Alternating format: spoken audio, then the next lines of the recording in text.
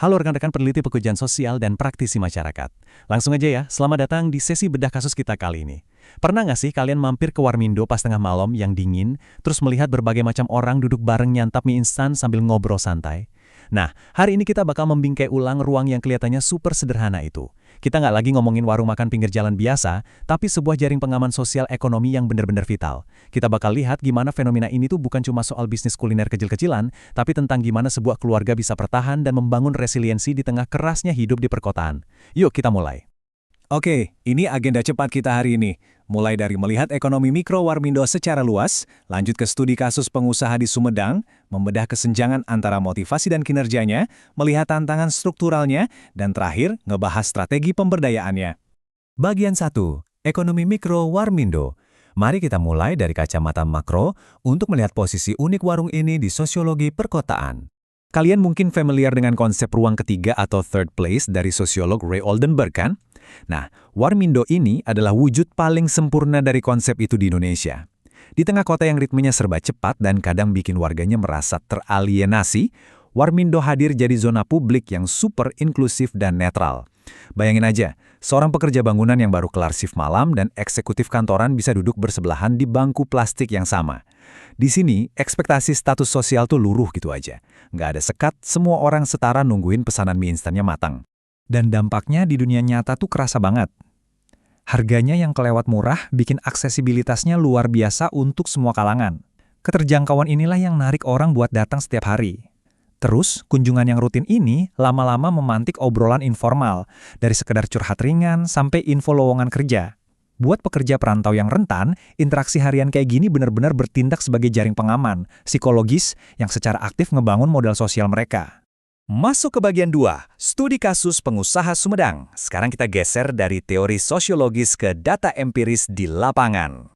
Riset yang lagi kita bedah ini spesifik memprofilkan 20 wirausaha mikro yang disupport sama program atensi dari Kementerian Sosial di Kabupaten Sumedang. Semua partisipan ini adalah keluarga penerima manfaat yang baru aja merintis Warmindo mereka setahun terakhir. Kenapa kelompok ini krusial banget buat kita perhatiin? Karena mereka ada persis di ambang batas kerentanan ekonomi. Mereka ini potret nyata keluarga yang lagi berusaha keras melompat dari sekedar nerima bantuan menuju kemandirian finansial sepenuhnya. Nah, siap-siap. Ada realitas demografis yang bikin kaget nih. 90% dari pengusaha mikro di Sumedang ini adalah perempuan. Gila kan? Ini bukan cuma angka di atas kertas, tapi cerita tentang peran ganda yang luar biasa berat. Ibu-ibu ini harus ngelayanin pelanggan, tapi di saat yang sama harus ngawasin anak belajar atau ngerjain tugas rumah tangga. Mereka jadi pengasuh keluarga sekaligus jangkar ekonomi yang mastiin dapur tetap kebul. Tapi sayang banget, kenyataan ini diperparah sama kerentanan struktural yang dalam. 85% dari para ibu ini ternyata cuma punya latar belakang pendidikan setingkat SMP atau bahkan cuma SD. Kebayang nggak sih dampaknya pas mereka harus jalanin bisnis? Literasi keuangan dasar kayak nyatet arus kas, ngitung harga pokok penjualan, atau sekedar kalkulasi margin keuntungan harian, tuh jadi PR operasional yang sangat membebani mereka tiap harinya. Ini membawa kita ke bagian 3, kesenjangan motivasi versus kinerja. Poros dari analisis kita kali ini. Di lapangan, kita nemuin kontras yang lumayan memilukan. Secara fisik dan mental, para perempuan ini udah nyerahin segalanya. Jam kerja mereka panjang banget, dari subuh bikin kopi sampai larut malam ngerebus mie. Semuanya didorong sama motivasi juang yang luar biasa buat keluarga. Tapi, nah ini tapinya, tanpa keterampilan manajerial dan pola pikir strategis yang cukup, semua keringat itu kayak menguap gitu aja. Pendapatan mereka seringkali mentok dan gak sebanding sama rasa capeknya. Mereka akhirnya terjebak di level subsisten. Hidup dari hari ke hari aja. Pendapatannya mandek di kisaran 100 sampai 500 ribu rupiah per hari. Dengan kondisi gitu, fokus mereka otomatis cuma mikirin besok kita makan apa, bukan gimana ya ekspansi bisnis ini tahun depan. Cara mereka jualan benar-benar cuma ngandelin learning by doing tanpa metodologi yang jelas. Jadinya minim inovasi, menu nggak berkembang, dan usahanya cuma jalan di tempat. Lanjut ke bagian 4, tantangan struktural bisnis. Kenapa sih stagnasi ini bisa terjadi? Kita harus lihat ekosistemnya. Kalau dilihat-lihat, buka Warmindo emang terkesan gampang. Estimasi modal awalnya sekitar 15-20 juta rupiah buat sewa, gerobak, alat masak, dan bahan baku. Buat investor besar, angka segitu mungkin kecil ya. Tapi buat keluarga penerima manfaat, itu beban finansial yang gede banget.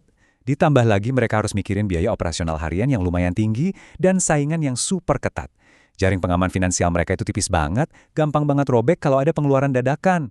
Disinilah masalah institusionalnya kelihatan jelas. 65% pelaku usaha bilang kalau pendampingan pemerintah tuh jarang atau nggak konsisten. Mereka kayak dilepas gitu aja setelah dikasih modal awal.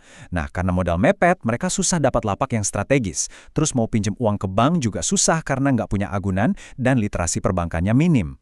Bener-bener kayak disuruh lari maraton tapi kakinya diikat. Dan percaya atau enggak, ada paradoks ekologis yang sering kita lewatin.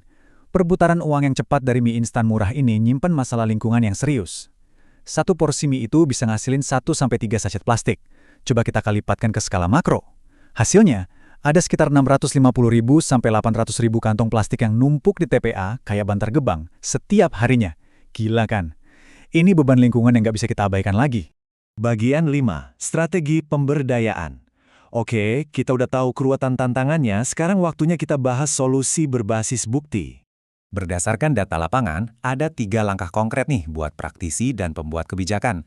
Pertama, bantu fasilitasi mereka dapat lokasi komersial yang strategis dan aman, biar nggak was-was digusur. Kedua, bikin skema pembiayaan mikro yang gampang diakses tanpa syarat agunan yang ribet. Dan ketiga, ini yang paling penting buat kita di lapangan, pendampingan bisnis yang konsisten. Bukan cuma seminar sehari doang ya, tapi benar-benar diajarin cara nyatat pembukuan harian sampai cara nata warung biar menarik.